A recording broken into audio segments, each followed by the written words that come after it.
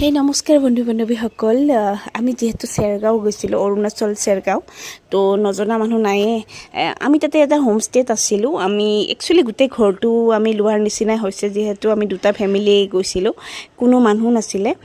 কেৱল দুজনী বাইদেউ আছিলে যাতে আমি কিবা যদি ভাত চাত বনাব ইচ্ছা নাই তো তেওঁলোকে বনাই দিব হেল্প কৰি দিব কিন্তু আমি নালাগে বুলি ক'লোঁ যিহেতু তেওঁলোকৰ মানে নালাগে আৰু আমি যিহেতু নিজে বনাই খাম আৰু নিজে বনাই খোৱাৰ দৰে বেলেগে বনাই দিয়াৰ মজাটো নাই ন আৰু এইটো হৈছে নীলাক্ষীহঁতৰ ৰুম নেক্সট আমাৰ ৰুম আছে আপোনাৰ ড্ৰয়িং ৰুম আছে গোটেইখিনি ফেচিলিটিয়ে ঘৰটোত আছিলে তো মোৰ বহুত বেছি ভাল লাগিলে সেইকাৰণে একচুৱেলি মই ভিডিঅ'টো কৰিলোঁ যে আপোনালোককো দেখুৱালোঁ যাতে নেক্সট আপোনালোকে যদি কেতিয়াবা চেৰগাঁও যোৱা প্লেন বনায় তো ইয়াতে হোমষ্টে ল'ব পাৰে আৰু ৰুমৰ ৰেণ্টটো মই কৈ দিম ৰুমৰ ৰেণ্টটো হৈছে 3000 আৰু আপোনাৰ যিটো মানে কিটচেন ইউজ কৰিম আমি কিটচেনৰ বাবদ 300 ৰুপিজকৈ পাৰ ডে এটা ফেমিলিয়ে দিব লাগে